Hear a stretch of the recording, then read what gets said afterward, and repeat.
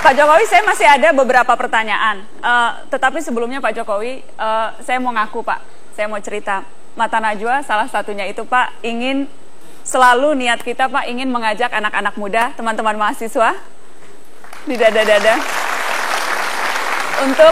untuk berani bicara Pak. Berani bicara, berani mengungkapkan pendapat, berani melawan kalau ada ketidakbenaran, partisipasi dan turun tangan. Itu misi Mata Najwa Pak Jokowi. Dan karenanya di ulang tahun spesial Mata Najwa, kami buat itu Pak, saya jadi malu, buat audisi menjadi Najwa. Yang ikut banyak Pak, ratusan dari seluruh Indonesia, dan kita lihat cuplikan audisinya yang berikut ini. Berani memerankan Najwa Shihab? Inilah saatnya. Ikuti audisi menjadi Najwa. Let's go to the beach, eat, let's go get a wave. They say what they gonna say. Have a drink, clink, found a Bud Light. Bad bitch like me. Negeri terlepas dari penjajah. Yes, I'm in the zone. Is it 2, 3? Leave a good tip. I'ma blow all of my money and don't get I'm on the floor. Selamat datang di Mata Najwa. Saya Najwa Shihab, tuan rumah Mata Najwa. Waduh.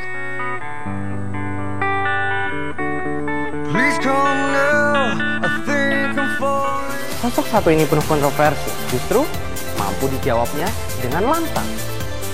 Memiliki satu kapal selam gitu ya.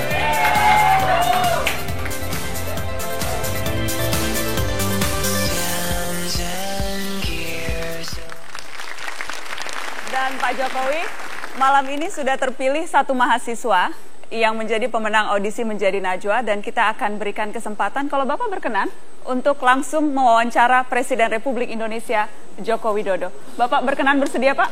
Boleh. Bersedia. Baik, kita panggilkan Tori Andromeda, mahasiswa dari Madiun, Jawa Timur.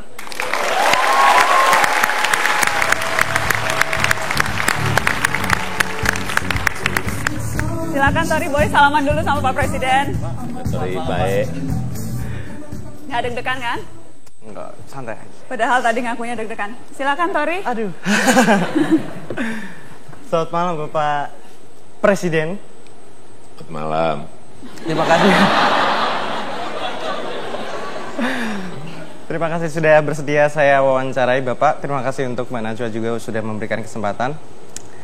Nama saya Tori Andromeda Bapak. Usia saya 22 tahun, mahasiswa Universitas Merdeka Madiun, Fakultas Ilmu Sosial dan Ilmu Politik.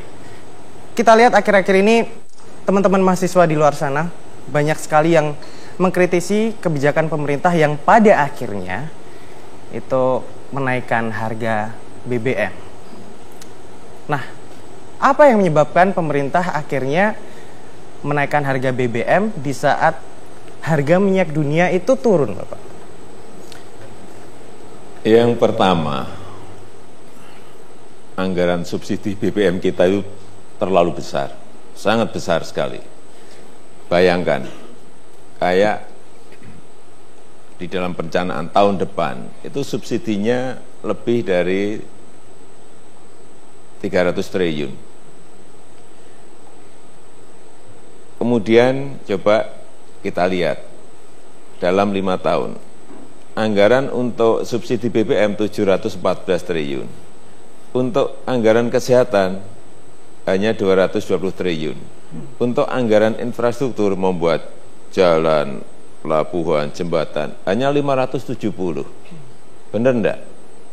Artinya subsidi itu harus berpihak kemana?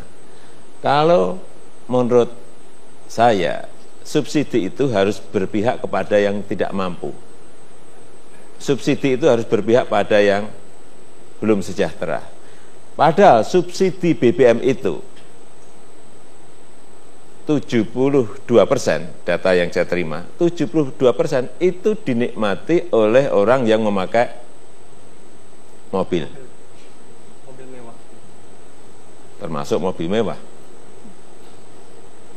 Plus motor.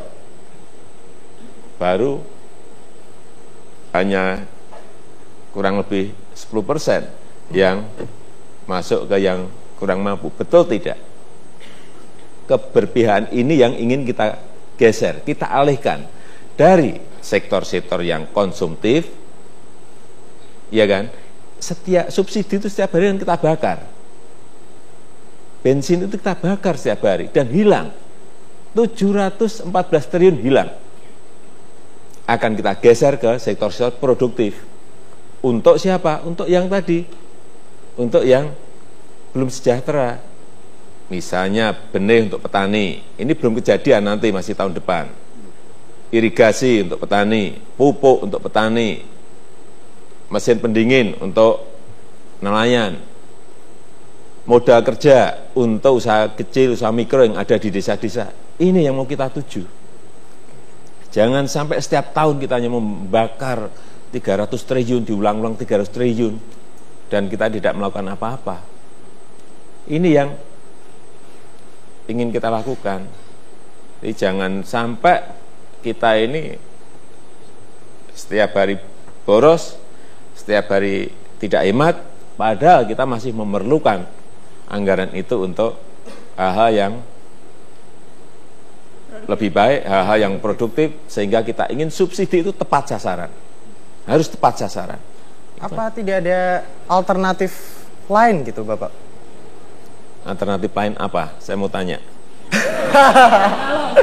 Mungkin dengan menaikkan pajak ya, atau apa? Tetap ya, tetap. Artinya tetap kayak tahun depan itu sektor penerimaan negara itu juga harus naik. Karena memang juga ada peluang untuk penerimaan negara itu lebih besar.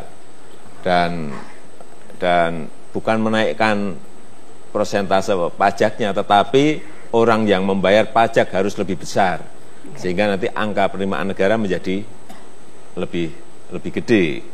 Tapi sekali lagi, ini adalah subsidi tadi, kembali ke subsidi BBM, ini adalah untuk hal-hal yang konsumsi, yang konsumtif. Akan kita balik ke hal-hal yang produktif, yang berkaitan dengan produksi, yang berkaitan dengan menghasilkan sesuatu. Itu. Tapi kenapa Bapak Presiden yang mengumumkan langsung gitu di istana? Ini kan menyangkut hajat hidup orang banyak. Sesuatu yang sulit. Dalam situasi yang sulit seperti ini, pemimpinnya harus hadir. Jangan malah menghindar.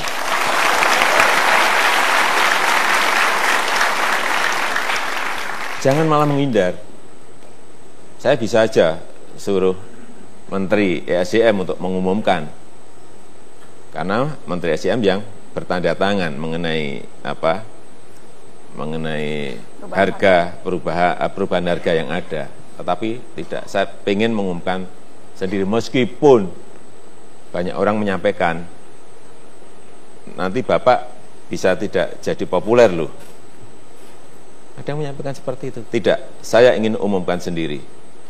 Karena ini menyangkut, sekali lagi, menyangkut hajat hidup rakyat banyak. Oke.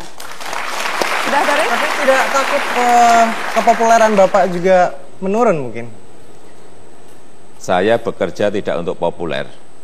Saya bekerja untuk rakyat, bukan untuk popularitas. Enggak. Okay. Saya tahu, dengan mengumumkan itu, popularitas saya menjadi turun. Tetapi sekali lagi, saya bekerja tidak untuk popularitas. Enggak. Topik lain nih, Mbak Najwa. Okay. Jadi, Pak Jokowi masih suka Metallica, Pak? Enggak. Oh, nggak suka, Pak? Enggak, maksudnya dia hanya Metallica saja. Oh. Nah, sebagai kapasitas ada yang lain kan, yeah. Bukan hanya slang disebut dong, Pak, slang. Iya, kalau di sini jelas kita slang senang, Superman is dead senang.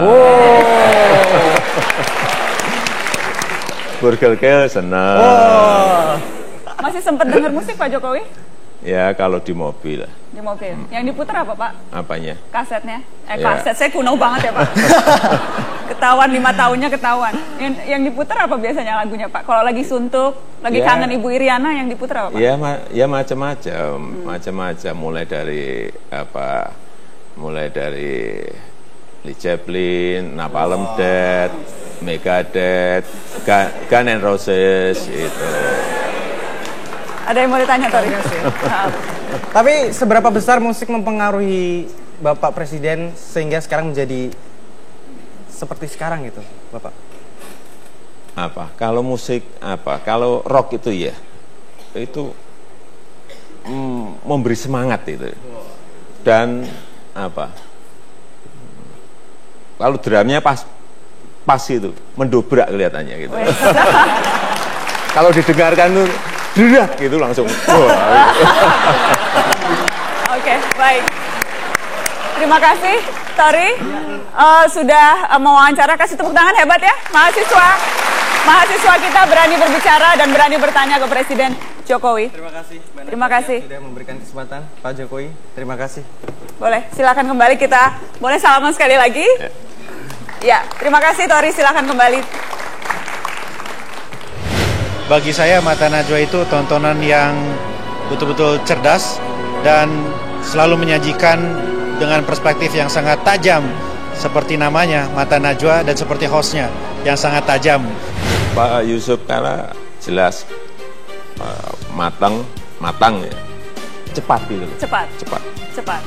Kalah cepat sama Pak Jokowi atau tetap lebih? Oh, enggak, cepat saya.